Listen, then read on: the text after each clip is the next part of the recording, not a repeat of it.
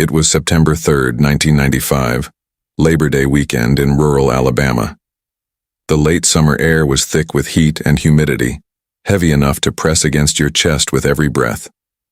Cicadas screamed from the treetops, their chorus carrying through the pine woods that surrounded Montgomery County.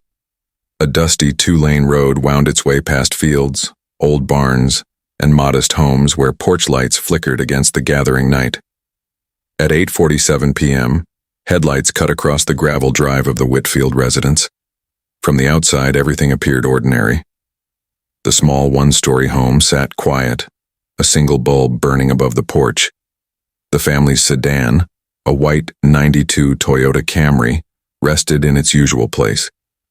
Inside, the television glowed faintly through drawn curtains. Nothing seemed amiss, and yet the stillness felt wrong. Deputies from the Montgomery County Sheriff's Office approached cautiously. They hadn't been called by family or friends. Instead, an anonymous 911 call had come in less than half an hour earlier.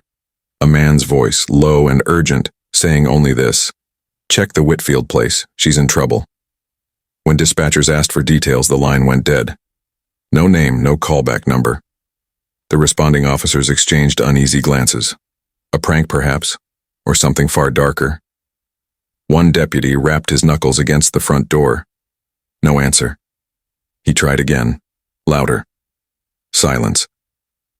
Finally, he pressed against the wood, and the door creaked open. What they found inside was not a crime scene, but a place frozen in time. On the kitchen counter sat a half-empty glass of sweet tea, condensation pooling into a ring. A paperback medical textbook lay open on the dining table, notes scrawled in neat handwriting along the margins. A ceiling fan clicked rhythmically overhead, stirring the humid air but offering no relief. Her purse rested by the door, car keys inside, shoes lined neatly on the mat. But Hannah Whitfield, 24 years old, a bright medical student at the University of Alabama, was nowhere to be found. The officers cleared the rooms one by one. Bed made, laundry folded, a study lamp left on. No signs of forced entry, no struggle, no blood. It was as though Hannah had simply stepped out for a moment and never returned. The deputies radioed for backup. Flashlights swept across the yard, beams bouncing against trees and fence posts. The air was heavy with the smell of honeysuckle and dust. Somewhere in the distance, a dog barked. But the night offered no clues. Neighbors would later recall seeing nothing unusual that evening, except one small detail. A few hours earlier, around dusk, a dark pickup truck had been spotted idling at the end of the road, headlights off, engine rumbling low. No one recognized it. By the time deputies arrived, the truck was gone. Inside the house, investigators lingered on the dining table. Beside Hannah's textbook sat a small notepad. The last word scribbled across the top page: "Don't let him follow me again." The handwriting was hers. Chills rippled through the deputies as they stared at the note. Who was him? A classmate? An ex-boyfriend? A stranger? One thing was clear. Hannah hadn't just disappeared. She had been afraid. And from that September night in 1995, she was never seen again. What do you think happened to Hannah Whitfield that night? Was it the faceless stalker she feared, a stranger passing through, or someone she trusted all along? Share your theories in the comments below, and don't forget to subscribe for more haunting mysteries that remain unsolved to this day. When deputies stepped out of Hannah Whitfield's house that humid Sunday night, the silence pressed down on them like a weight. The cicadas screamed in the trees, the kind of constant Alabama chorus people normally ignored, but in that moment, every sound seemed magnified. The gravel drive gleamed faintly in the moonlight. Hannah's white Toyota still parked exactly where she always left it. The porch light hummed and buzzed, but the house behind it was disturbingly quiet. They knew something was wrong, not because of what they found, but because of what they didn't. The anonymous 911 call replayed in their minds, a man's voice, low and urgent, telling dispatchers to check the Whitfield place, saying she was in trouble. And then the line went dead. No name, no number. just a warning hanging in the dark. By the time the first sergeant pulled up, other units were already moving across the property, flashlights cutting through the humid night air. They walked the tree line, their radios hissing, their boots crunching softly over gravel and damp grass. Inside, technicians tried to capture what little they could. They photographed the glass of sweet tea still sweating on the counter, the medical textbook splayed open across the dining table, the notepad where she had scrawled in her own careful hand. "Don't let him follow me again." They lifted prints, bagged fibers, and marked shoe impressions in the dirt outside. But in 1995, this small Alabama county didn't have the resources of larger jurisdictions. The fingerprint powder blurred under heavy hands. Shoe molds cracked before they dried. Labels on evidence bags smudged before anyone noticed. Crucial clues were already slipping through their fingers. Around midnight, canine units were brought in from a neighboring county. Bloodhounds sniffed at Hannah's pillowcase before bolting out the door, dragging handlers down the gravel road. They pulled toward the ditch 200 yards away, circling, whining, before the trail vanished into nothing. Some said she'd been lifted into a vehicle. Others said the dogs were confused by the heavy night air, but all agreed the sudden cutoff was unnerving. At 2 in the morning, officers knocked on the Whitfield family's door. Her parents lived just half an hour away, and they woke to the sight no one ever wants to see, uniformed men on the porch in the middle of the night. Her mother cried before they'd even spoken, insisting there must be a mistake. Hannah was studying for exams, juggling shifts at the diner, promising to visit home after the holiday. She would never leave like this, she said through sobs. Her father clenched his fists and whispered the same words again and again. "Find her.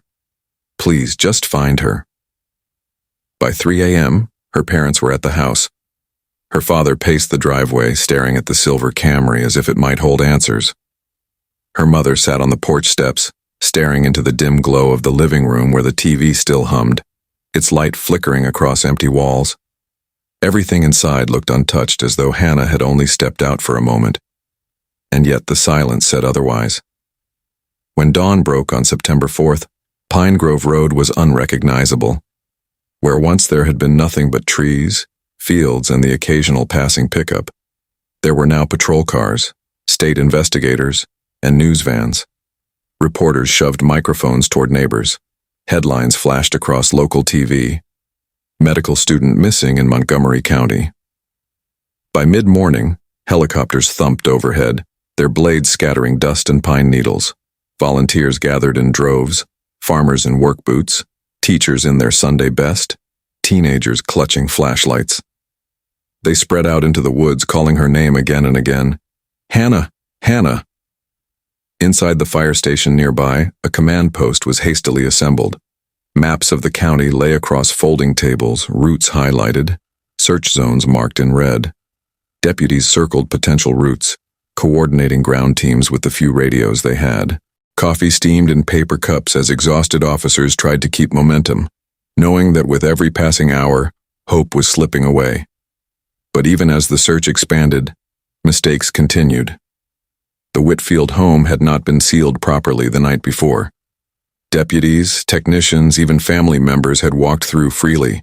Prints were overlapped, shoe impressions trampled. Later evidence logs would show a hair found on Hannah's pillow mislabeled, a mold of a footprint drying in the wrong conditions until it cracked. By the time labs ran their tests, contamination couldn't be ruled out. It was 1995, and in small towns like Montgomery County, forensic science was a blunt tool at best. As detectives interviewed her friends and classmates that afternoon, a clearer, and more chilling, picture emerged. Hannah had confided to more than one person that she felt followed. A classmate remembered her refusing to walk to her car alone, saying, "He's back again. I saw him by the library." Another recalled her brushing off unwanted attention from a man on campus, her smile fading when she thought no one noticed. The note on her dining table, "Don't let him follow me again," suddenly became the centerpiece of the investigation. But who was him? A classmate? An ex-boyfriend? A stranger passing through town? Every name offered to police became a potential suspect. Every man she had spoken to in recent weeks was quietly scrutinized. By evening, flyers with Hannah's picture had been printed and taped to telephone poles, grocery store windows, and church doors. Her smile stared back from every corner of Montgomery County, a haunting reminder of how quickly someone could vanish. Neighbors gathered in clusters on porches, whispering about strangers, stalkers, or the dark pickup truck someone swore they'd seen parked near her house. Parents warned their daughters not to walk alone. Locks were changed, curtains pulled tight. In just 24 hours, a small Alabama town had transformed into a place of suspicion and fear. And behind it all, the unanswered question loomed larger with every hour that passed. Where was Hannah Whitfield? The first day had ended, and with it, the best chance of finding her alive. The search for Hannah Whitfield quickly turned from frantic door knocks and shouted names into something more meticulous. If the first 24 hours had been chaos, the second day was about rebuilding the last moments of her life step by step, as if time could be rewound and replayed until the truth revealed itself.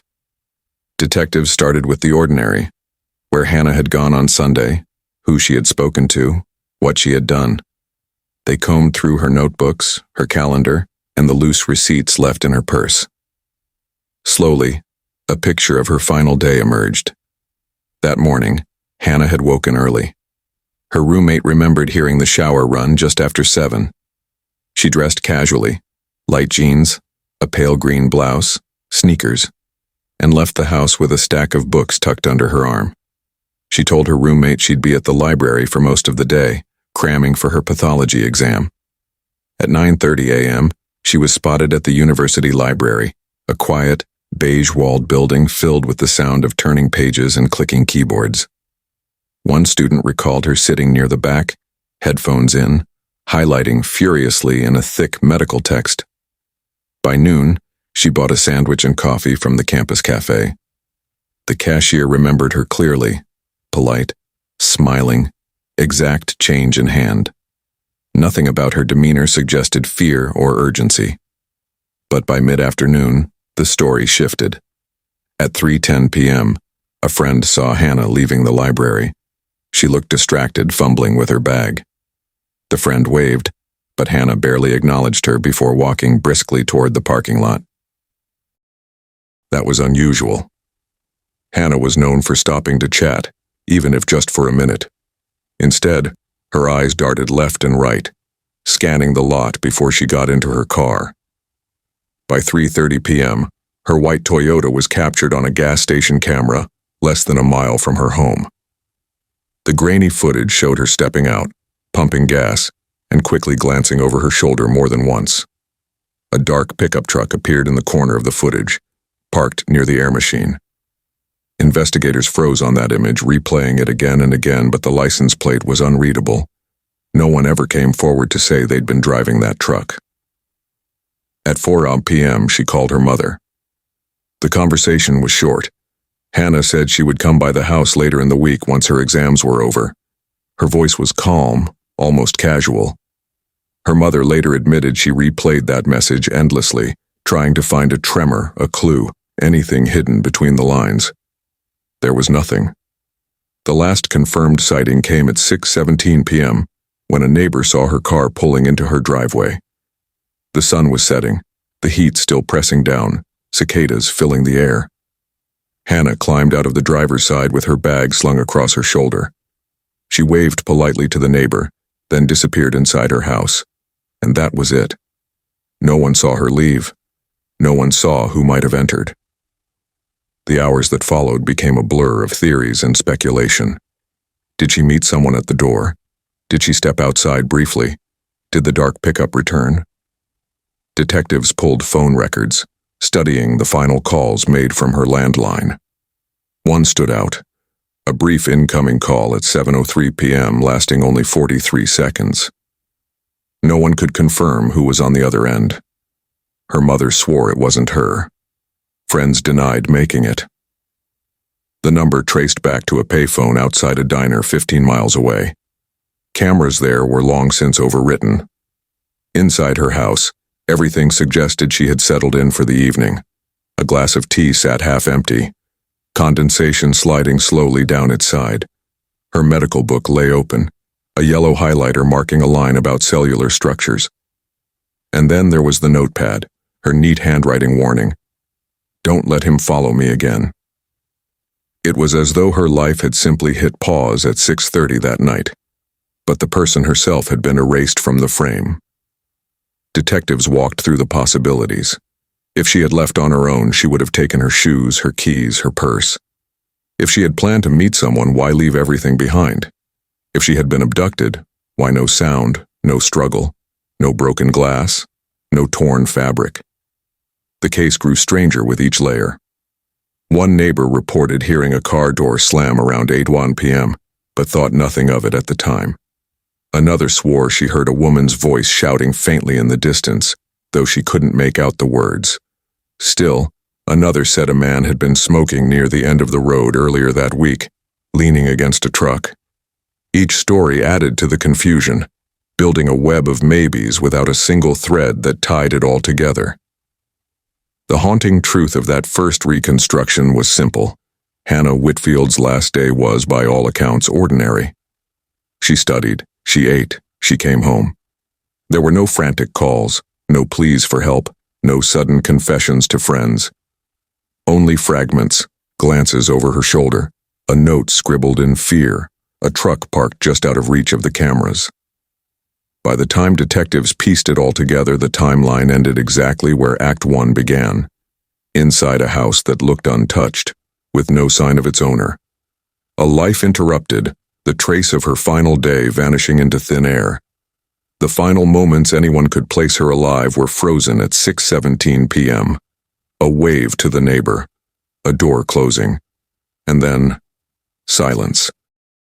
By the second morning after Hannah Whitfield vanished, Pine Grove Road no longer resembled the quiet Alabama lane it had always been. Patrol cars lined the shoulders, their light bars flashing faintly even in daylight. Satellite vans squatted in the ditches, their dishes angled toward the sky. Reporters clustered behind tripods, rehearsing lines as if the gravel road itself had become a stage. Neighbors peered out from porches, astonished at the transformation. The Whitfield house, once ordinary, unnoticed, now stood at the center of a story too large to contain. The first headlines appeared before sunrise. Medical student missing in Montgomery County. Local anchors spoke in grave tones as Hannah's senior photo filled the screen. By midday, radio stations repeated the news on a half-hour loop. That night, regional stations picked it up, and by the following day, Hannah's smile was flickering on television screens across the South. The flood of attention brought with it a hunger for detail. Journalists knocked on every door within 2 miles. A neighbor said she'd seen Hannah jogging weeks earlier, a truck slowing behind her. Another insisted a stranger had lingered in the grocery parking lot. Someone else swore they saw a tall figure at the edge of the woods the night before she disappeared. Each recollection, uncertain and conflicting, was printed as fact. The pickup truck quickly became legend. First blue, then black, then red with a dented fender. Its description shifted with each retelling. Some swore it belonged to a drifter. Others tied it to a local man with a record. No evidence ever confirmed the truck existed, yet by week's end half the county was convinced it had been stalking Hannah. The Whitfield family found themselves under a spotlight they never sought. Reporters waited in their driveway, lenses trained on every movement. Exhausted and hollow-eyed, her parents gave interviews, pleading for her return. Her mother clutched a missing flyer as her voice broke. "She's out there. Please, whoever has her, bring her back." Her father spoke directly to the camera. "If you think you can hide, you're wrong. We will find you." But grief is rarely interpreted kindly. Some viewers judged them too composed, others too emotional. Their words were dissected on talk radio and in diners. The Whitfields were no longer just parents. They were characters in a story the public consumed nightly. Churches filled with prayers. Pastors warned of evil walking unrecognized among them. Candlelight vigils drew dozens, then hundreds, their flames trembling in the humid night. Hymns broke into sobs as Hannah's name was spoken aloud. Flyers bearing her smile appeared on telephone poles, shop windows, and church bulletins. Each one became a reminder that a neighbor had vanished without a trace. Fear spread faster than the facts. Hardware stores reported record sales of locks and floodlights. Women at the university no longer walked to their cars alone. Parents demanded their daughters check in by phone every hour. The rhythms of Montgomery County life shifted overnight. False leads poured into police lines. A waitress swore she'd served Hannah coffee days after her disappearance, but it was another girl. Someone claimed to see her boarding a bus in Birmingham. Surveillance disproved it. Another caller said men bragged about abducting her at a bar, but no one matched the description. Each false lead consumed time and resources, fueling public frustration. Reporters amplified everything. Some stories suggested Hannah had a secret boyfriend. Others implied exam stress pushed her to run away. The most sensational hinted at a serial predator targeting students. None were confirmed, but all were repeated, debated, and believed. The stalker theory dominated. Friends admitted Hannah had seemed afraid. Classmates said she avoided walking alone.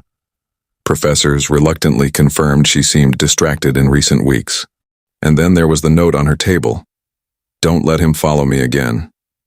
For many, that single line confirmed everything. Alabama had a stalker at large. Paranoia took root. Residents called police to report every unfamiliar car. A man mowing his lawn was questioned because his truck was dark-colored. A student at the university was accused by classmates of acting strange. Even the ordinary became suspicious.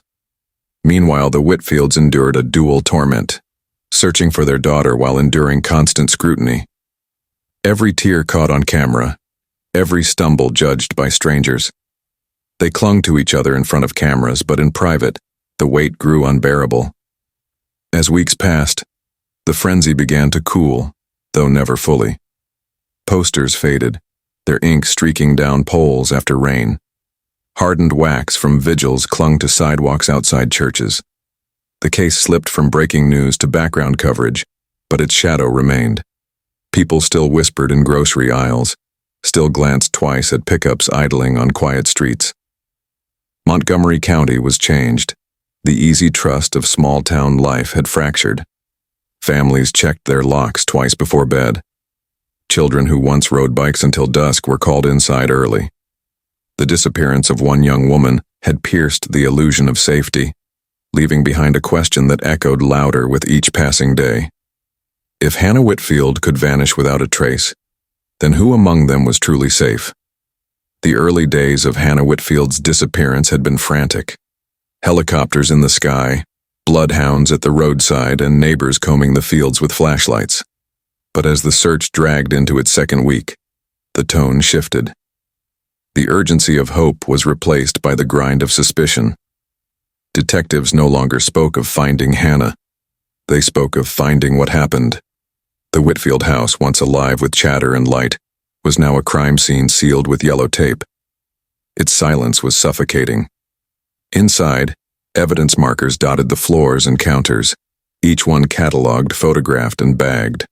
The half-empty glass of tea, the open medical textbook, the notepad with Hannah's scrawled warning, "Don't let him follow me again."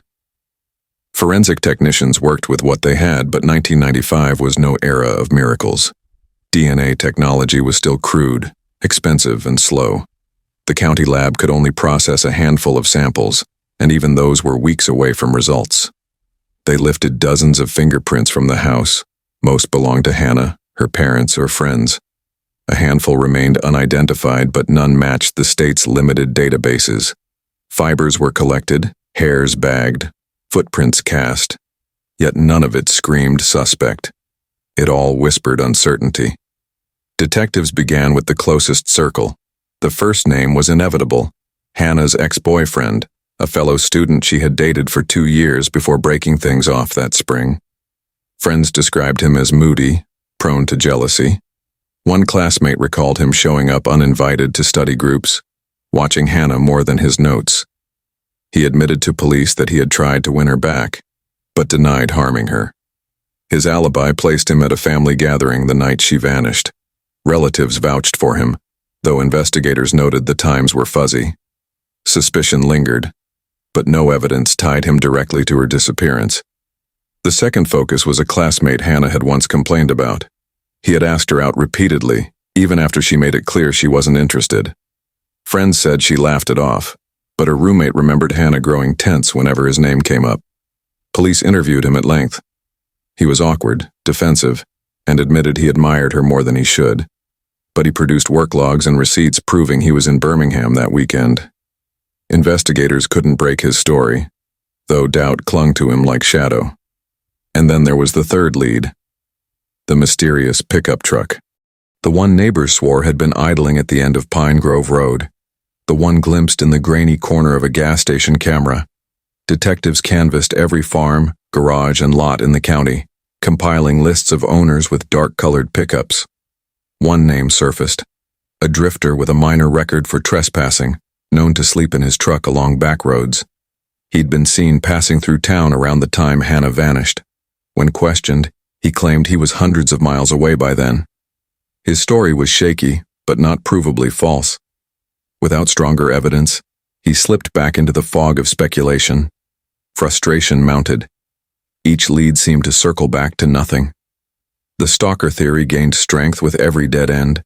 Hannah's note, her uneasy glances at the library, the reports of her feeling watched, all of it painted the outline of a predator no one could pin down. Detectives built psychological profiles, sketching a man obsessed, patient, perhaps local. But in 1995, without digital footprints or surveillance saturation, such profiles felt like guesswork written in sand. The investigation sprawled. Phone records were pulled, showing the brief 7:03 p.m. call to Hannah's house from a payphone 15 miles away. Detectives staked out the diner where the booth had been, hoping the caller might return. No one ever did. Receipts from local stores were reviewed. Neighbors were re-interviewed, their stories shifting slightly with each retelling. A car door slammed at 8:00 p.m., someone insisted. A scream carried faintly through the woods, another swore. Each memory was filtered through fear and time, becoming less reliable with every passing day. Detectives themselves began to fracture under the weight. Some pushed the ex-boyfriend theory, convinced jealousy had boiled into violence. Others insisted the stalker was real, a stranger, still watching, waiting to strike again. A few even speculated that Hannah might have left willingly, a possibility that infuriated her family and friends.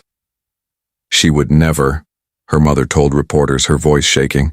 She was scared, yes, but she would never just walk away from us. Forensic reports trickled in, none offering a breakthrough. The hair found on Hannah's pillow was degraded, unsuitable for comparison. The footprint mold was cracked and inconclusive. The fingerprints that didn't match anyone close to her matched no one at all. Every potential clue dissolved into frustration. The media, restless for updates, filled the void with their own narratives. Some shows ran specials on stalkers, suggesting Hannah was part of a larger pattern. Others interviewed self-proclaimed psychics who claimed visions of her fate. The public devoured it, fueling paranoia. Women across the county changed routines, avoided back roads, checked their locks twice before bed. Men eyed each other with suspicion. The Whitfields lived in unbearable tension, trapped between grief and intrusion. They begged for privacy but opened their doors to cameras, believing attention was Hannah's best hope. Every interview became another dissection. Were they too angry? Too calm? Did their sorrow seem authentic? They lived not only without their daughter, but under constant judgment from strangers who consumed their pain as evening entertainment. As weeks bled into months, the case deepened but did not progress. The ex-boyfriend faded into the background, though whispers about him lingered. The classmate returned to his awkward studies, forever marked by suspicion he could never erase. The drifter vanished down southern highways, leaving only rumors in his wake. The stalker remained, not as a person but as a presence. The man in the corner of Hannah's eye, the shadow by the library, the engine rumbling at the end of Pine Grove Road. He was everywhere, and he was no one. Detectives stared at their caseboards late into the night, Photographs of Hannah tacked beside timelines and maps littered with red string. They had everything except the one thing they needed: proof. And so the investigation deepened. But the mystery only grew darker. The woods behind Pine Grove Road had been searched a dozen times already, each sweep the same. Volunteers with flashlights, deputies marking the ground with orange flags, dogs pulling against their leashes. But 3 weeks into Hannah Whitfield's disappearance, a hunter walking the edge of the creek stumbled upon something that changed everything. Or at least, seemed like it should. It was a shoe. A woman's sneaker, mud-caked but unmistakably out of place, resting near the base of a tree just 20 yards from the water. It was small, white once but now stained with red clay, and the laces were tied neatly. The hunter called it in, and within an hour the area swarmed with deputies, forensic techs, and reporters pressing their lenses against the yellow tape. To Hannah's mother, shown the shoe later that night, it looked like the pair her daughter had worn when jogging on campus. But the brand was common, the style ordinary. There was no blood, no initials, nothing to prove it was Hannah's.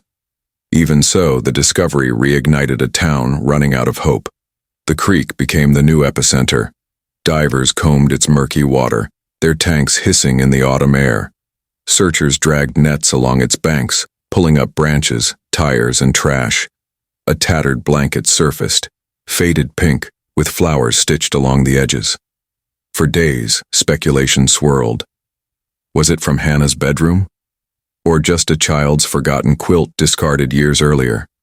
Her family insisted it wasn't hers. Investigators weren't so sure. And then came the most chilling find of all, a spiral-bound notebook buried shallowly under leaves less than half a mile from her home. Its cover was torn, its pages warped by dampness, but inside were scribbles of medical terms, diagrams, even Hannah's name on the first page. For a moment everyone believed it was hers, perhaps dropped during a struggle, perhaps discarded by whoever took her. But handwriting analysis revealed inconsistencies. It looked like hers, but not quite. Experts argued it was forged, a deliberate plant to confuse investigators, or worse, to taunt them. Every discovery brought more questions than answers. Rumors roared back into the spotlight. Some said the blanket smelled of gasoline, proof of a violent cover-up. Others claimed the notebook's drawings of anatomy were too grotesque to be ordinary study notes. Theories multiplied.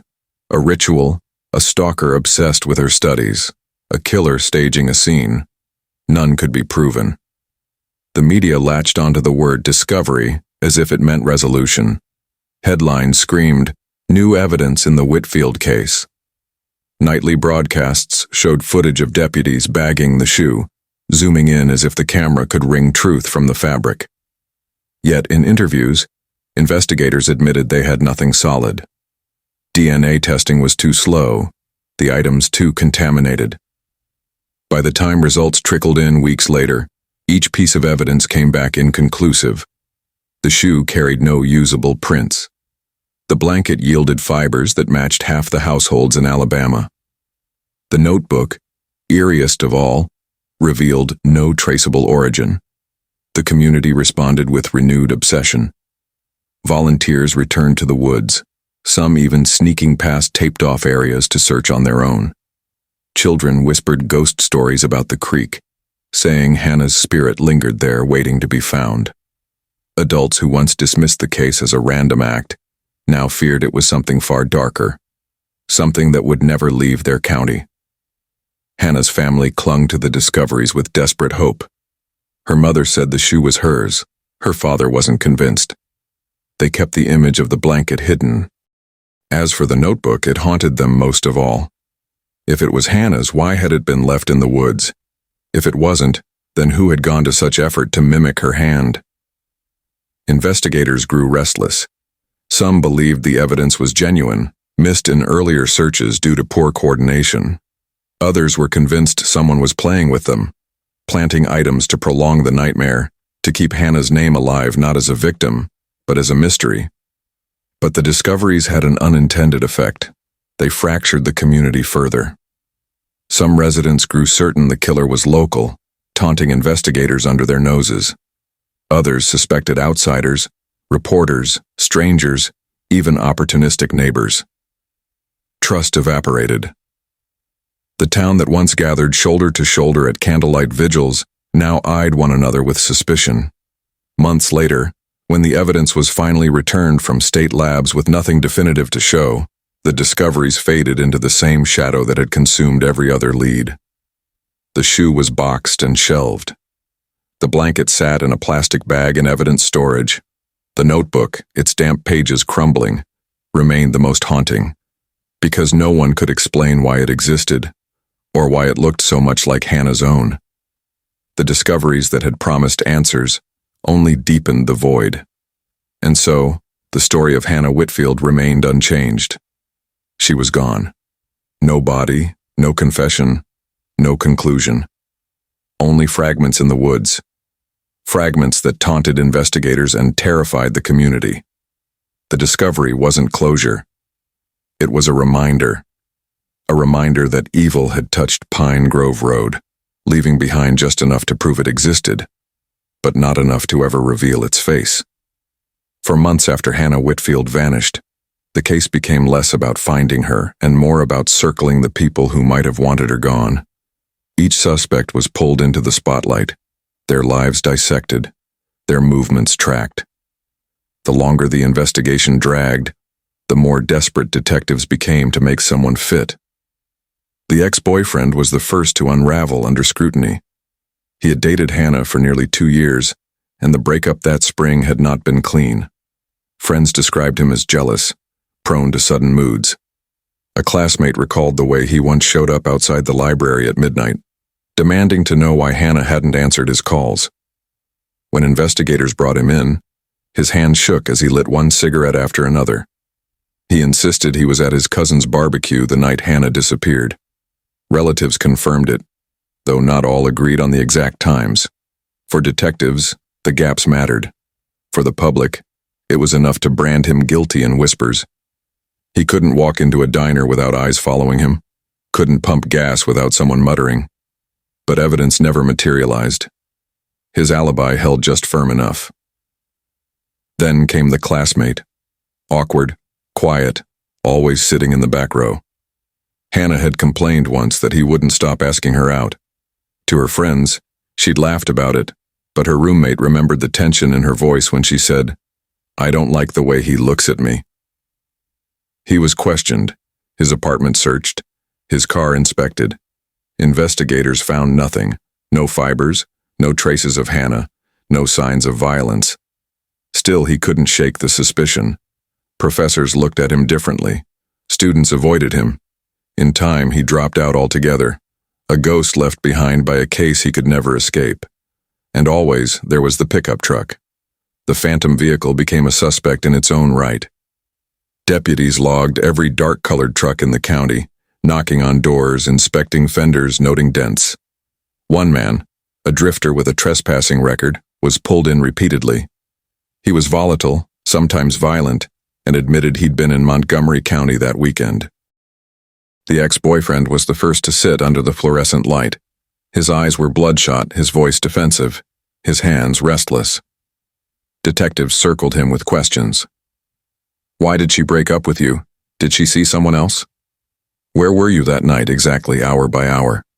He answered, then faltered, then corrected himself. His timeline slipped. He said he was at his cousin's house at 7, then 9, then back again at 7. Investigators leaned forward, pressing harder. "That's not what your cousin said. Why are you lying?" He slammed his fists on the table, swore he was telling the truth. For hours he refused food, refused water, until finally he broke, not with confession, but with despair. "I loved her. I would never hurt her. I didn't kill Hannah." They let him go. His story, though flawed, could not be disproved. The classmate came next. Nervous by nature, he trembled visibly the moment he stepped into the room. His answers spilled out too quickly, as though rehearsed. He admitted he admired her, admitted he asked her out, admitted he watched her sometimes, then recoiled at his own words. The detective seized on it. Watched her how? From your car? At her house? Were you outside that night? His face crumpled. He insisted it was only at school, never beyond.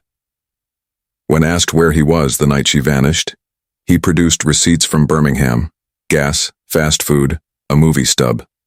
The timestamps lined up. His story held, shaky but intact. He left the station looking as guilty as he had when he walked in, though guilt of what? No one could say. And then came the drifter. He was brought in 3 times, each more volatile than the last. The first time he shrugged, laughed, said he'd never even heard of Hannah. The second time, he grew hostile, cursing at detectives, refusing to sit still. But each time police pressed him, his story shifted, slipping just enough to avoid collapse. He said he'd been sleeping in his truck on the highway. He said he'd been drinking at a bar 2 towns over. He said he couldn't remember. Witnesses were vague, sightings conflicting. No fingerprints tied him to Hannah's home, no DNA to her belongings. But the unease he carried clung to him like smoke. In the public's imagination, he became the man in the shadows, whether guilty or not. Investigators tried to build momentum, releasing composites based on witness descriptions of men near the library or gas station. Each sketch was broad, almost generic. Dark hair, average build, a face as common as 1,000 others. Tip lines lit up with names. One caller swore it looked like her neighbor. Another insisted it resembled a co-worker. Each led burned resources and led nowhere. The pressure fractured more than the suspects. It weighed on the detectives themselves. They had a house full of evidence, but nothing to prove who crossed that threshold. They had a community gripped by fear, demanding answers that would not come, and they had suspects who seemed guilty in pieces but innocent as a whole. The unraveling wasn't just of men questioned. It was of the case itself. Threads pulled, then snapped. Witnesses contradicted one another. Theories canceled themselves out. The closer investigators tried to get to the truth, the further it seemed to recede, like headlights fading on a back road. Rumors began to fill the void. People said the ex-boyfriend had confessed privately, and the police were covering it up. Others whispered the classmate had been caught stalking another girl. Still others claimed the drifter's truck had been seen parked by the woods even after Hannah vanished. None of it could be proved.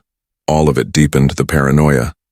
For Hannah's family, the unraveling was unbearable. They saw the men who might have answers walk free, day after day.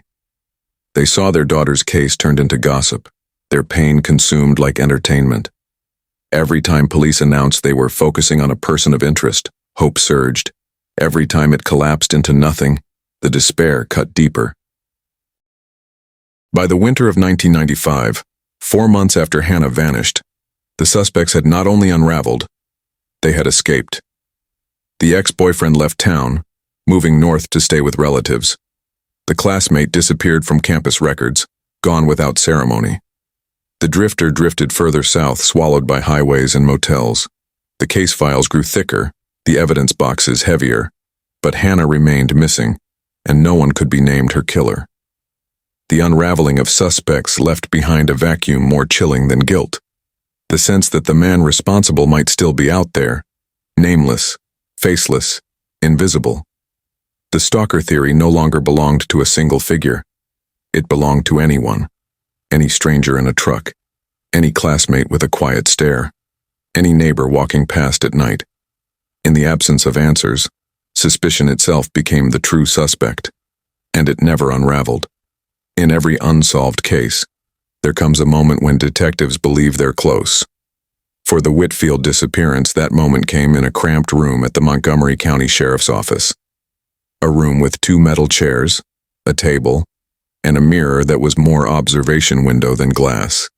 Here, over the course of weeks, suspects were broken down, not by evidence but by exhaustion, guilt, and fear. The third time, after hours of questioning, his story cracked open. He admitted he had been near Pine Grove Road, admitted he'd seen a young woman matching Hannah's description, admitted he'd thought about stopping. But then he leaned back, smiled thinly, and said, "Thinking about something don't make me guilty, does it?" The room froze. They pressed harder, demanding details, but he offered none. Without evidence, they had to let him walk. He left with a smirk that haunted the lead detective for years. Each interrogation added to the sense that the truth was just beyond reach. The suspects bent, but never broke. They faltered, contradicted themselves, offered strange admissions, but never the one phrase that would end the nightmare.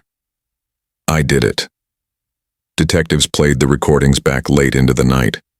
They studied the ex-boyfriend's clenched jaw, the classmates' trembling hands, the drifter's smile. Each man looked guilty in moments, innocent in others. Each seemed to know something, but none could be proven to know enough. The public, fed fragments by the press, turned these interrogations into myths. Some swore the ex-boyfriend confessed and police covered it up. Others insisted the classmate's alibi was fake, bought with forged receipts. Still others claimed the drifter had bragged in bars but walked free because of a technicality. None of it was true, yet none of it could be disproved. For Hannah's family, the interrogations brought only more torment. They waited for calls, believing each session would deliver the name of the man who took their daughter. Each time the phone rang only with disappointment. "We're still working leads," detectives said. "We're close." But close never became enough. In the end, the interrogations revealed more about fear than truth. Fear in the suspect's eyes, fear in the investigators' voices, fear in the community that realized justice might never come. The case files thickened, the transcripts piled higher, but the silence at the heart of it all remained. Hannah Whitfield was gone. The men who might have answers walked free, and the truth, like her, had vanished into the dark Alabama night. By the spring of 1996, more than 6 months after Hannah Whitfield disappeared, Montgomery County had convinced itself a trial was inevitable. The case had dominated headlines for so long that people spoke of it in absolutes. "They've got the boyfriend. The drifter did it. Just wait. They'll indict someone soon." The community wanted justice, and in their minds, a courtroom was where it would happen. But a courtroom never came. Prosecutors examined the evidence: a shoe that couldn't be tied to Hannah, a blanket no one could identify, a notebook that looked like hers but wasn't, fingerprints with no match, fibers too generic, phone records that led to a dead payphone. It wasn't enough. Hunches and suspicions filled the sheriff's caseboard, but suspicion wasn't evidence. Without a body, without a confession, without proof, there could be no trial. Still, the press played out their own version of one. Nightly talk shows debated guilt and innocence as though juries were already seated. The ex-boyfriend's photo appeared beside bold graphics reading, "Prime Suspect."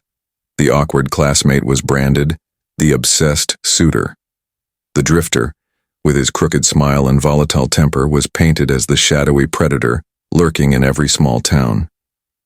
In the court of public opinion, trials unfolded daily, and verdicts were delivered without defense.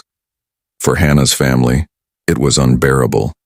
They sat through meetings with prosecutors, listening to legal language that translated into a single crushing truth: "We don't have enough." Each time they walked out of the courthouse, they passed reporters shouting questions, cameras flashing. Every interview, every plea for help, carried the unspoken desperation of parents who knew the system had stalled. Inside Montgomery County, people began to invent their own justice. Some called for the suspects to be run out of town. The ex-boyfriend received threats scrawled on his car. The classmate found his apartment door smeared with graffiti: "Murderer." The drifter disappeared entirely, swallowed by highways, but not before locals claimed he'd been chased off. In the absence of a courtroom, anger spilled into the streets. Prosecutors considered a grand jury, hoping to at least keep momentum alive. But without hard evidence, the case risked collapse before it began. A failed indictment would have shut the door forever. And so, no indictments were filed, no charges pressed. Hannah's disappearance remained a case without a defendant. The courthouse, which the public had expected to become a stage for justice, stayed quiet. Courtrooms filled with other cases: burglaries, assaults, theft, but never Hannah's. Each day it remained absent. The silence grew louder. By 1997, reporters spoke of the case in past tense. The Whitfield mystery, they called it, as though it had already been solved in the minds of viewers. But for the people of Montgomery County, the trial that never happened became its own kind of haunting. Every time they passed the courthouse steps, they imagined Hannah's parents standing there, hearing a verdict that would never be delivered. And for the detectives, the failure cut deepest. They had poured hours into interrogation rooms chasing false leads, circling suspects until their stories frayed. But when it came time to step into court, their hands were empty. One of them later admitted off record, "We were sure we had him, but being sure doesn't mean a damn thing in front of a jury." The absence of a trial didn't just deny justice, it froze the story in place. Hannah Whitfield wasn't declared dead, wasn't declared alive. She remained missing. Her suspects remained shadows, neither guilty nor innocent. And Montgomery County remained caught in limbo, waiting for a gavel that would never fall. Nearly 3 decades have passed since Hannah Whitfield stepped into her small white clapboard house and vanished. Pine Grove Road still looks much the same. Lawns trimmed, porches painted, flags fluttering in the humid Alabama breeze. But for those who lived through the fall of 1995, the neighborhood is forever scarred. The Whitfields moved away years ago, unable to pass the place where her car once sat in the drive, where candles burned night after night, where cameras captured every moment of their grief. New families live there now. Children ride bikes past the house, unaware that one of Alabama's darkest mysteries lingers in its walls. In Montgomery County, Hannah's name is still whispered. At church picnics, at barbershops, at late-night diners, someone always brings her up. Remember that girl? The one who vanished? For the older generation, it is a reminder of innocence lost. For the younger, it is a warning, proof that even in small towns, safety can vanish overnight. The case remains officially open, gathering dust in evidence rooms, its boxes filled with shoes, blankets, notebooks, and transcripts that point everywhere and nowhere. Detectives who once chased the truth have long since retired. New investigators inherit the files like a curse, flipping through them only to find the same silence their predecessors faced. The mystery of Hannah Whitfield endures not because it was solved, but because it wasn't. Evil does not always confess. Sometimes it walks away, unmarked, unpunished, free.